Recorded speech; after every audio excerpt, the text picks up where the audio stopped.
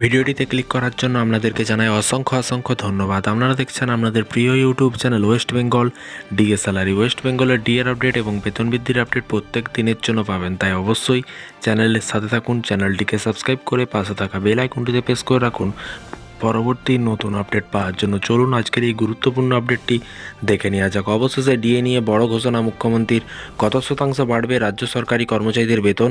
চলুন বিস্তারিত আজকের এই গুরুত্বপূর্ণ আপডেটটি দেখে নেওয়া যাক। পশ্চিমবঙ্গের রাজ্য সরকারি কর্মচারীদের ডিএ বৃদ্ধি নিয়ে কিন্তু অনিশ্চয়তা, এবং মুখ্যমন্ত্রী মমতা বন্দ্যোপাধ্যায় জানিয়েছিল রাজ্যের আর্থিক অবস্থার কারণে কিন্তু আপাতত ডিএ বৃদ্ধি সম্ভব নয়, এবং কর্মীদের ক্ষোভ কিন্তু বাড়ছে।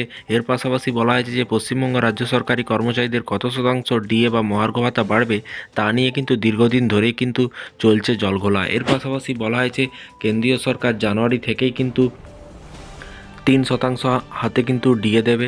সব মিলিয়ে কর্মচারীদের ডিএ 53%, যেখানে এখনও মমতা সরকার ডিএ ঘোষণা করলো না, যা নিয়ে কিন্তু ক্ষোভ বাড়ছে কর্মচারীদের মধ্যে। এরই মাঝে দিলেন কিন্তু কড়া বার্তা। গতবার লোকসভা নির্বাচনের পর 4% ডিএ বাড়িয়েছিল রাজ্য সরকারি কর্মচারীদের। গতবার বড়দিনের সময় ডিএ ঘোষণা করেছিল মমতা সরকার। এর পাশাপাশি এবারে চিত্রটা কিন্তু খানিকটা আলাদা। এখনও কিন্তু ডিএ ঘোষণা করেনি, যা নিয়ে কিন্তু আন্দোলন করতে চলেছে সরকারি কর্মচারীরা। এর পাশাপাশি বলা হয়েছে, দেখতেই পাচ্ছেন যে এরই মাঝে কিন্তু কড়া বার্তা দিলেন মুখ্যমন্ত্রী মমতা বন্দ্যোপাধ্যায়। সাফ জানিয়েছে এখনও কিন্তু বাড়ছে না ডিএ।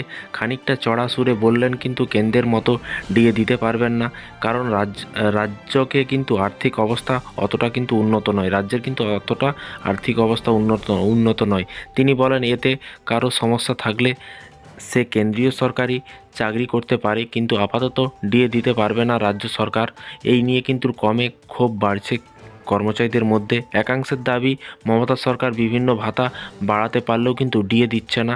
আপাতত দেখার মমতা সরকার এই সিদ্ধান্তের বদল হয় কি না, কবে বাড়বে ডিএ, সেই দিকেই তাকিয়ে সকলেই। তো ফ্রেন্ডস, বিষয়টি বুঝতে পারছেন। এই ছিল আজকে একটি ছোট্ট আপডেট।